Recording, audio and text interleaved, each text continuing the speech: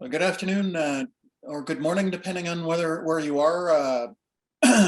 We're here for the session New Directions with myself, Fred Jones, and with HAC's new president and CEO, Trevor Mitchell. I wanted to take a moment to welcome Trevor, and I'll ask him in a moment to begin by introducing himself and familiarizing you with his background. And then we can open the floor for questions. We'd like to keep the session informal. Please use the Q&A bubble located at the bottom of the screen for your questions. Trevor's been on the job now for 4 days. So he's been participating and listening to much of the convention and AGM proceedings, so that he's got a warm start, and he has had some briefing from me, but it's like drinking from a fire hose, I'm sure, and his learning curve is pretty steep. So I'd like to suggest, I'm sure he's formed an opinion on some of the issues, but this is really just an opportunity for you to meet him and get to know him a little bit. If there are any technical issues that come up, or issues that have been alive for some time, I'll perhaps jump in to deal with some of those, and then Trevor can add comments as he sees fit. So with that introduction, I'll turn the floor over to Trevor, and he can introduce himself and his background. Trevor? Thanks, Fred. Appreciate that, and really want to say thank you to the board and the staff, Barb and Fred and Darlene, who work behind the scenes. Also to all the members for coming out to another virtual convention. Obviously, we all like to be together in a more inclusive environment where we can all get together and shake hands and see each other's faces. But unfortunately, that darn COVID just won't allow that to happen right now. So just to, as Fred mentioned, I'll briefly touch on what my career has been. I started flying back in 1996, did my flight training in Saskatoon, Saskatchewan. Was at a school that was only open for a couple years there. And it's nice to see both my instructors were online over the last few days. So that was great to see. For experience, just to give you, I'm not looking for a job, obviously, but to give you the idea, about 7,400 hours myself. PIC, was instrument rated for a while, mountain course, Class D pilots. I've done a lot of those types of things. I worked through general air operations for the first majority of my career. Ended up in doing some flying for law enforcement, and ultimately into EMS operations as well. So that kind of wraps up my career. Actually, I shouldn't say that. Just prior to starting with HAC, I did do some consulting work, and the last about 5 or 6 years have been heavily involved with aerodromes, specifically heliports, throughout Canada, through Europe, a lot in Australia, Fiji, and Central and South America. So have a nice broad knowledge of those types of scenarios, and got to meet some operators from around the world that maybe do things a little bit different than we do. Not always better, but not always worse either. So I will wrap it up there.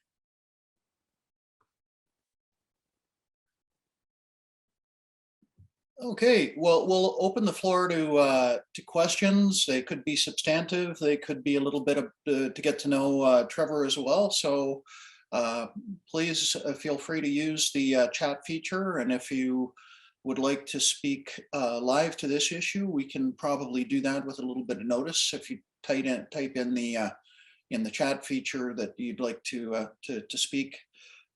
So let us know what you'd like to do.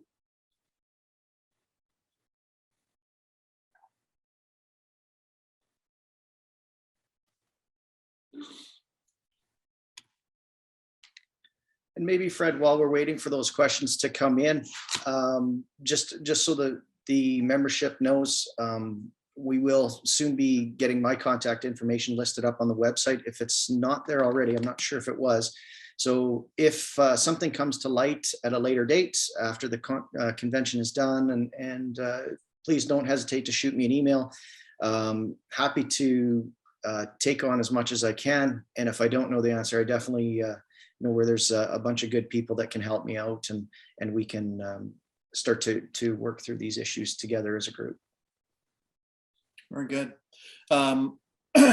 Fairly, I mean, there's always a long list of issues facing the industry. I think it's helpful to have this session at the end of the conference, or towards the end of the conference, because we've heard issues arising in committee meetings. I explained to Trevor that we had about 8 active committees prior to the pandemic, and we took the ones that were most popular for the purpose of the virtual conferences, the last one and this one. But it is, for me, it's been, in the last 13 years, it's been a useful opportunity and sort of a crucible for the issues that arise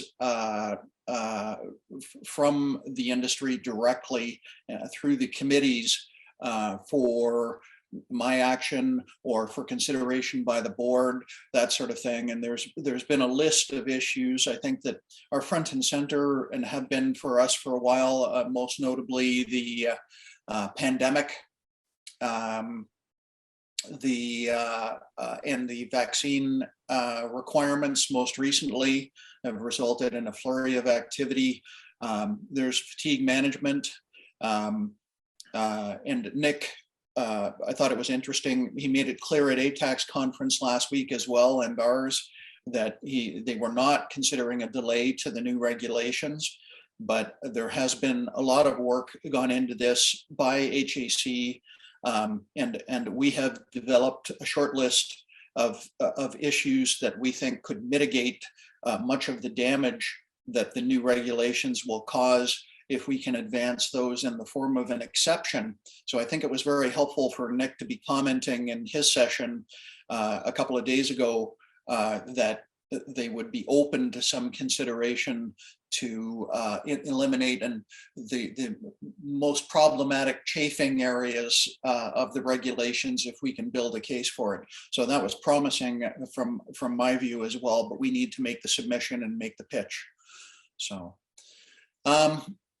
we've got a few questions coming up here, and one of them on the new fatigue rules. The comment is, and I'll read them out here so everyone can see them. Have you had, or hear them?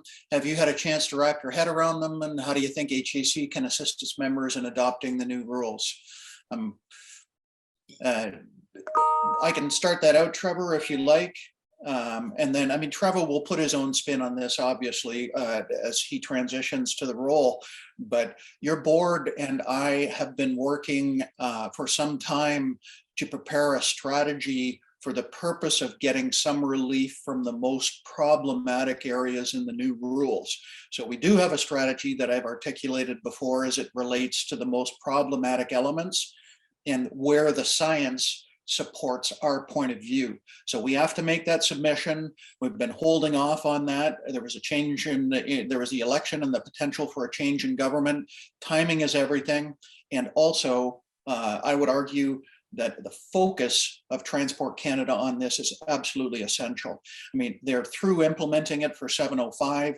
Now they can focus on 703 and 704 for the purpose of implementing them. So we think we're at a point now where Transport Canada has the spare mental capacity to be focusing on the most problematic areas. And quite bluntly put, I think it's going to be embarrassing for them if they're implemented in their current form for our industry segment. For mudslides, for floods, for firefighting, potentially, to some of the issues we've been discussing around firefighting, if they don't help smooth out the roughest parts of the new regulations, which will come into force in December. So, Trevor, is there anything you wanted to add to that? Yeah, and I think we've heard the messaging that you know, they're hard and fast. They're going to put their foot down on the gas and keep moving forward, regardless of good, bad, or otherwise. And to this point, this first question, and have I had a chance to wrap my head around them? I'm going to say sort of. I'm not going to say that I know them intimately. I've been looking at them for the last couple months, and the number of issues that they bring up is astounding in a bit of a way.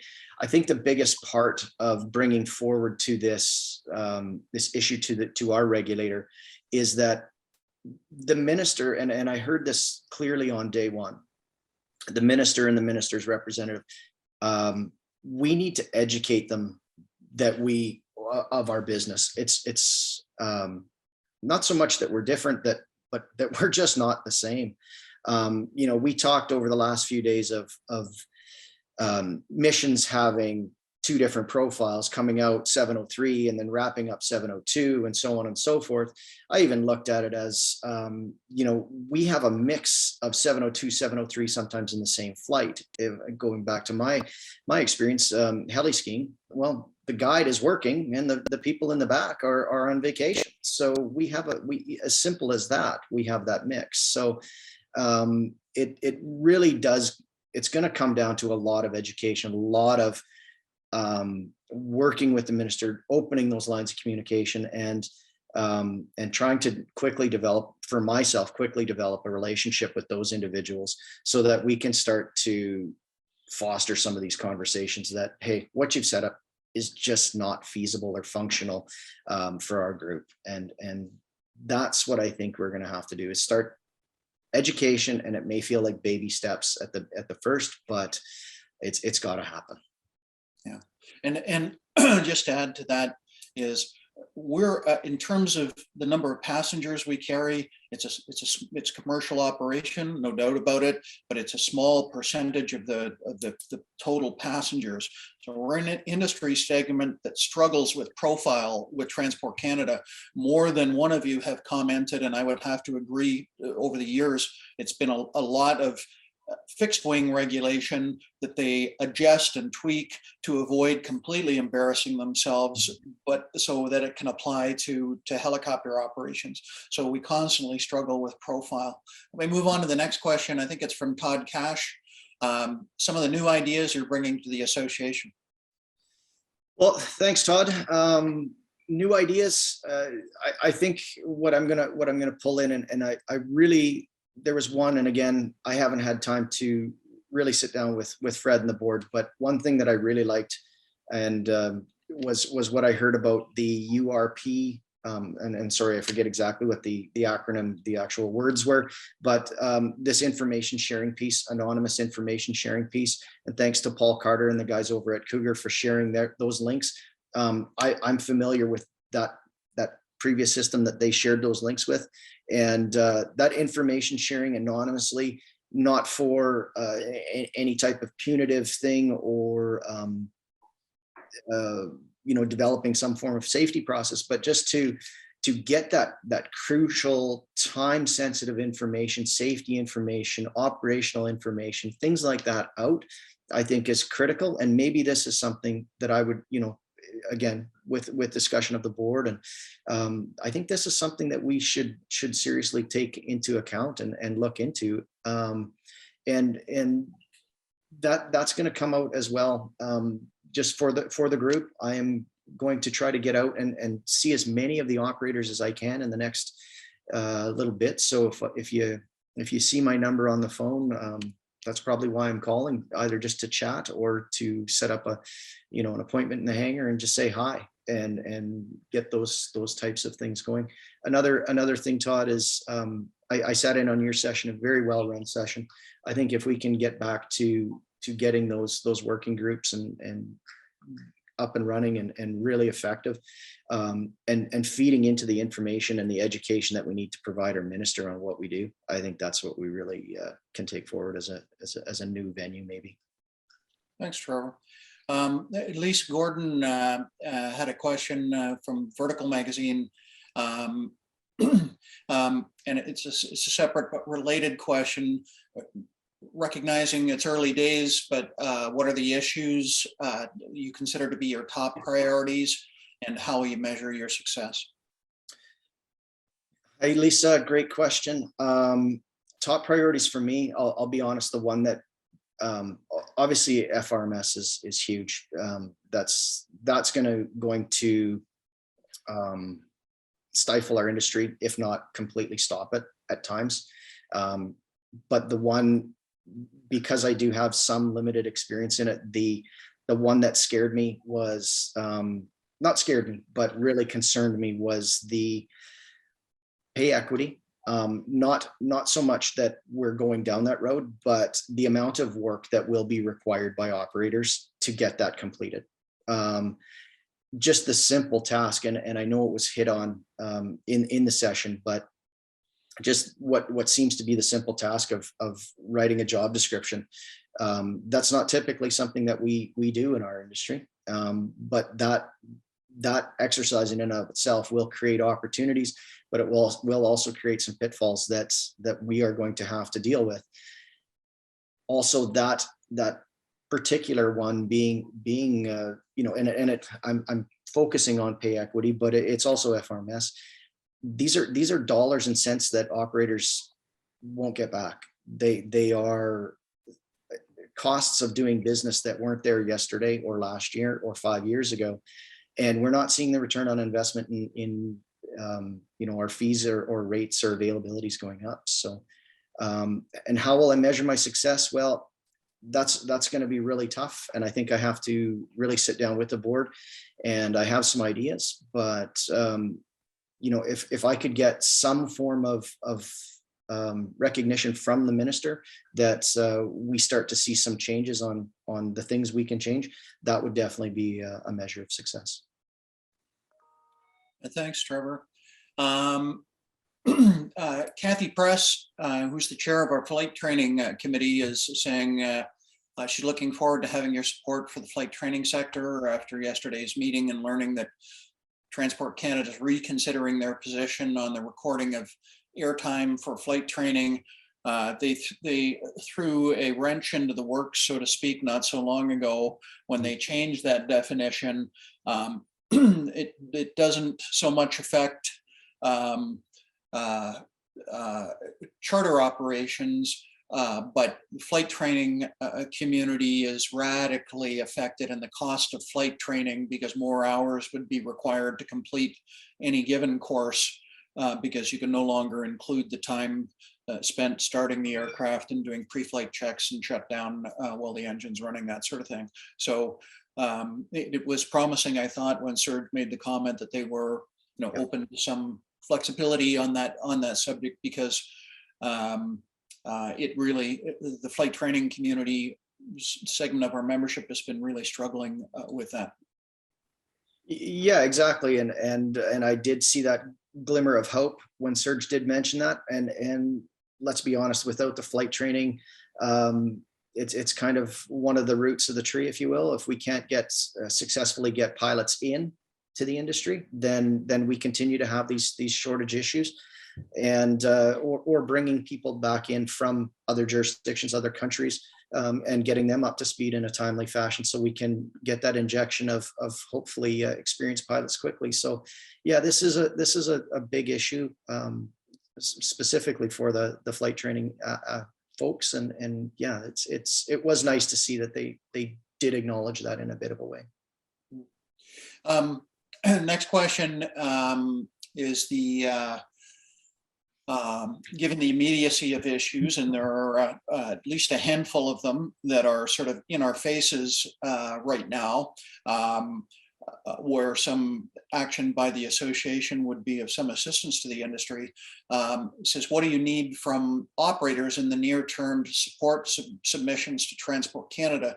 And I'll start out just by providing a little bit of insight of where I have needed it, and Trevor can comment on how he sees that moving forward. But I've been in the industry for many years, and I can't begin to understand all of the different dimensions of our industry. There are so many specialties, and even though I've operated myself as a pilot in many of them over the years, there are many others that I can't claim to have had any experience in, Class D, for example, and when issues come up on that subject, I have to go to operators to educate myself to inform the content of a submission, and not just operators, but others as well. The heli tourism industry, good example, Kathy discussed it in the flight training committee about access to airspace over, wildlife in Alberta and how close you can go, and tenure access, and, dropping off heli hikers, and what authority the province has to limit access to airspace. I'm sorry, I think it was BC rather than Alberta, but I had to spend hours in conversation with guides and the Helicat and others who are actually doing the business to help inform the content of our submission, because it was an area that I wasn't completely comfortable with myself. So talking with operators, I think, is absolutely essential. But Trevor, please. Yeah, and just you touched on the piece of Kathy, and the challenge to the airspace and the usage of it. I really think, we had talked about, and she had hit the nail on the head quite good, that we can provide more and more information to the authorities and such. And I immediately had two thoughts on that. One is, yes, it does help out if we can provide information to the biologists and such, because I know firsthand, having flown wildlife surveys myself for a number of years, their information is not accurate 100% of the time, as most information can be slightly different, because we don't know where those animals want to live on a given year. And if we can provide that for them, great. The one concern I do have is we don't want to lose the ability to have those wildlife surveys just be given away. There is value in that information, and I think as air operators that are heavily involved in that type of work, we do need to capitalize on the value of that information. Definitely, if there's a meaningful way of getting it to them, and not kind of mow our own grass, if you will, then definitely I think we could hand that over. Just jumping into the next one here, given the immediacy of issues, what do you need from your operators in the near term to support the submissions to Transport Canada? And this may be semantics, but they're not my operators. I'm your president. So as members and operators, we're here to help you. And quite honestly, I think at this point, I can't give you a laundry list of things we need, because I think we have to really start to develop an action plan and go at these issues in a systematic way, that we don't come out like a shotgun blast and not get traction on any one thing. So I think we can start to narrow those questions down, and I think we'll start to get information out to the group, so that we can get that information back in and then take it to the minister. I think right now to say that I need this, that, and the other thing would be a little premature, honestly. Okay. Thanks, Trevor. And sorry for those of you that weren't in attendance at the flight training committee, to understand some of the subtleties of the airspace issue is the province is actually saying this out loud, that their plan is to impose a requirement for giving them tracking information from aircraft operating in the area. So that was something that the information for the purpose of firefighting was never contemplated by industry, that a province might be asking it to impose control over airspace that they have no right to impose control over, because it's a federal area of jurisdiction, first of all, so that they would then say, we're going to be demanding this information, and then also saying that they would be using it for the purpose of enforcing access to airspace by monitoring the aircraft that are operating in these areas where wildlife may be put at risk. So it just becomes more and more dysfunctional the more we get into a discussion of the issue with them. Now Transport Canada has been engaged because they've been completely absent from the issue until recently, but it's really stomping all over the Minister of Transport's exclusive federal regulatory jurisdiction over airspace and aviation in Canada. So for a whole bunch of reasons, it's just become a really potentially very problematic area, a swamp to way into. So go ahead. There's a question from Rob Donald at the Canadian Council for Aviation and Aerospace there, if you can see that, Trevor, and maybe we could address that. Yeah, for sure.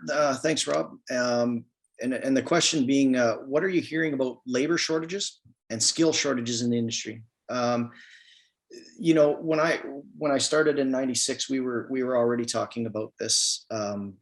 The succession plan was not, I'm going to say, not really well established and for a lot of operators, and moving forward, I think there is a massive shortage. The shortage of bodies may get lessened, but I think the shortage of skill and longevity, obviously that's going to take some time to build those pilots skill sets up and get that experience. And we all know that clients quite often drive this piece where they come in and they want a flight crew that have a certain level of experience, and we are coming into a critical point in our industry where those people just aren't, they may not be available very shortly, and how do we get around that? We heard from Alberta that there was some movement by Alberta Forest Service, and again, I've got that name incorrect. I'm going a little old school there, but where they are going to acknowledge that they may allow a bit of a variance from their own requirements to get people in to build that experience, and we can maybe hopefully see that from more clients in our industry to, if nothing else, help alleviate, get those experienced pilots, get them resting, because they are going to have to meet the new regulations, and until we see a change, get those people rested or whatever it takes. So that's definitely going to be, labor shortages is big, and I think it's kind of coming around to all of our problems that we've addressed here. And then, yes, not to jump over one here. It says the rules are in place for the flight duty times, but rules for SMS for all carriers are being made. Can there be a legal challenge for getting recognition for operator risk assessments to achieve solutions to the flight duty time, LDR implementation, COVID management, and so on and so on and so on? Again, I'm not one to provide a legal determination on anything. I'm not a lawyer or by profession, but this is definitely something that we can take forward as well as part of a maybe not a larger package, but a more directed package to the minister. SMS, as we all know, has been in the works for a very, very long time with very little traction by the regulator on that. So flight duty times, yeah, that's the one we're going to have to start to work on, and because that is coming into a force. Is it the 13th of December? I think that's when the rubber hits the road. Yeah, 12th of December 22. Or December 22. So that's the lever I think we're going to have to start to pull on, and then once we can start to pull on that, because it is pulling on the SMS lever. It's in my opinion, it's, many of you have already done it. You've done it well, and safety is front of mind for most of us. So I think we have to pull on that flight duty time lever, and then we can start to figure out how we can leverage that. Yeah, and just to add to that, there has been some extended conversation about getting low time pilots some experience on fires, not carrying passengers on fires, but to allow them to be in the aircraft to build their knowledge and experience on fires under the supervision of someone with more experience, not touching the controls while they're carrying firefighting personnel, but perhaps water bucketing, perhaps operations where they're moving equipment, that sort of thing. And we have stalled to some extent on that discussion over the issue of costs as they relate to the low time people participating in that. It has been a source of friction moving that issue forward. But I think everyone would agree there's not necessarily a shortage of pilots, but a shortage of experienced pilots, and bridging that gap from someone who's newly licensed to a point where they can operate independently in the field or on fires or hundreds of miles from the base is definitely going to be an issue. I get calls every year during any kind of a busy season looking for flight crews because aircraft are grounded because they can't find drivers. So it's definitely going to be a challenge. As the bad news about the recovery process is, as soon as we really do start to recover, we're going to be right back in the hole with a shortage of people, and combine that with people who have left the industry because they don't want to become vaccinated, and the new fatigue management rules. It's going to be a perfect storm in many ways for a problem we had pre-pandemic. So yeah, and our industry helps out so much with natural disasters, whether it's fires, floods, avalanches, you name it.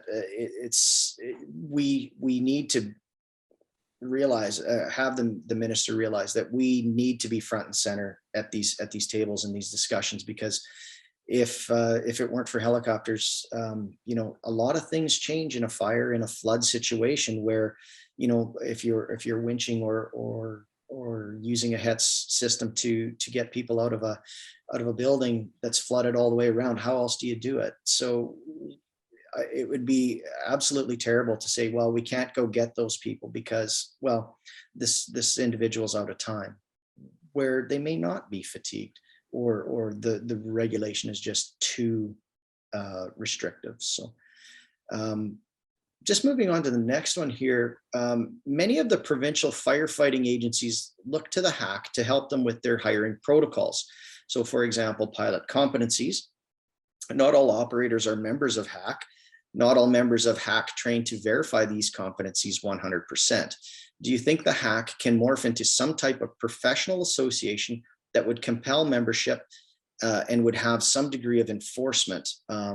Think like the bar or a medical association for doctors and nurses. So first off, my personal opinion on this would be, I would like to see HAC as an organization that people want to be part of, not have to be part of. So if you're not a member of HAC, you can't work for Provincial Fire Service. I don't think that would necessarily be the direction we would like to take this. Can we start to strengthen some of these best practices and moving forward? And yeah, definitely we can use the working groups to do that. And maybe it's to this point where we're not seeing the competencies or trained to 100%. Is there potential? And again, I don't have specifics in front of me, but perhaps it's a documentation piece where those trainings have been completed. The pilot does know how to water bucket or whatever the skill set is.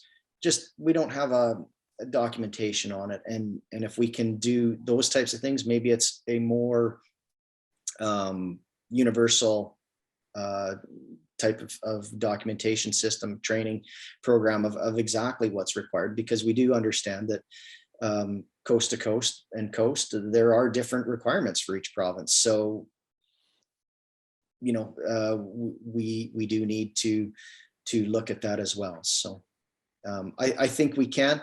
I don't know if we want to become an enforcement body.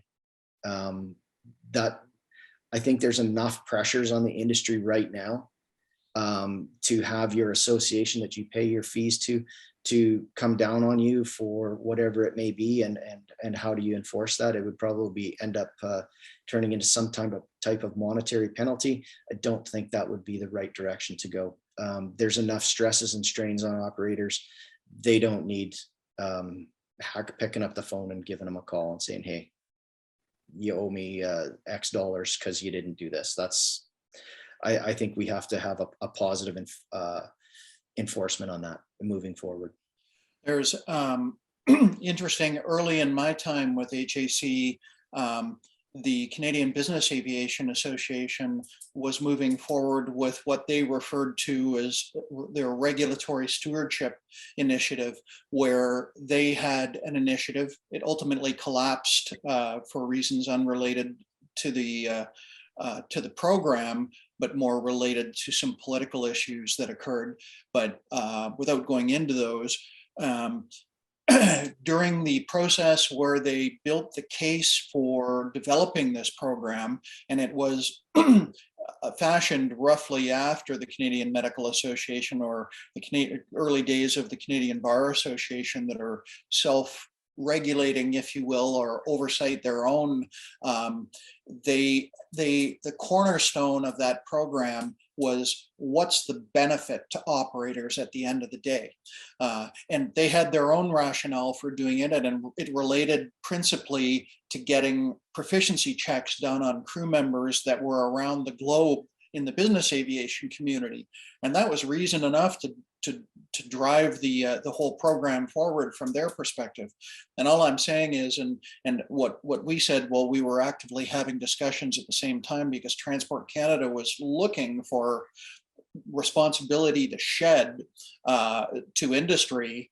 The cornerstone of our analysis at the time was, what's the benefit? What do we get out of it? Do you get a reduced frequency of audits and inspections? Do you get reduced insurance premiums? I mean, what do you get in the way of a return on an investment? And is that the role for an association to be oversighting their own operator members?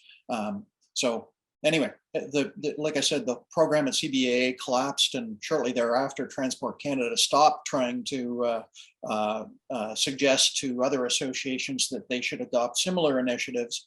But it was an interesting process to watch CBAA come through. So. And you know what, this all comes back down to board and membership. And if there's appetite to do something, then definitely, I think we all have. Trying times, maybe we need to really focus on some of those out of the box ideas. This industry is famous for it.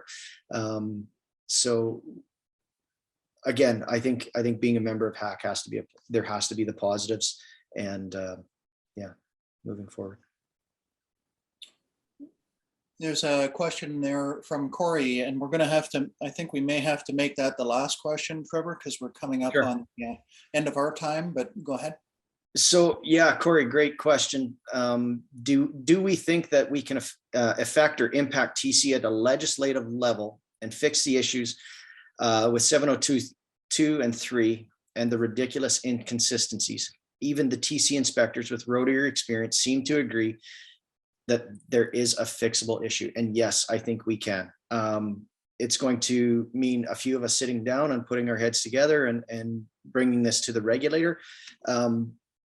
There's a few avenues that we can use. We can stand alone. We can work with our friends over at HAC and move that forward. But yes, I do think this is a solvable issue. You had a great presentation, Corey, and I love the distinction between what Canada and the US was doing with part 133 and 135, and I think it was 91. It becomes a bit of a dog's breakfast when you start to compare them too much, but definitely I think this is something that we can solve and move forward. It ultimately becomes, in my mind, and I think this was the point you were trying to drive the other day, is it needs to become a simplification. It doesn't need to be this hard. And once we start to simplify the regulation between 702, 703, then we can start to simplify a few other things, such as, getting a better handle on flight duty times and fatigue resource management. All right, we may have time. We just have a very few minutes at the end here. Were there any other questions from anybody using the Q&A chat feature? I see Bob just popped one in here, and it hasn't hit the chat window yet, but it says, there it goes. When an external agency such as a wildfire agency recognizes HAC defined competencies and best practices and industry standard that their suppliers must observe and deliver, then there is a direct pressure for all those suppliers to get involved with HAC. Perfect. Bob, if you can help me help the industry get everybody as a member of HAC from coast to coast to coast, I would be forever grateful. But yes, I think having a set of competencies, if it can help, and I think we can look at starting, maybe it is starting with provincial wildfire agencies and moving that into a larger group. I'm not sure. Again, I need to hear from the industry and I need to hear from the board on what direction we need to run this up. But if we can help develop those competencies and best practices, then and it ultimately helps you out, that would be great. And you know, I heard loud and clear, Bob, you broke out your wallet this year and you had your biggest expenditures for helicopters ever, and I think BC did as well. So if we can help you streamline getting those operators up and working, given all the other pressures, the negative pressures operators are seeing, that would be great. And if that's something the association can look at helping out with and making life easier, that would be a good step in the right direction, I believe.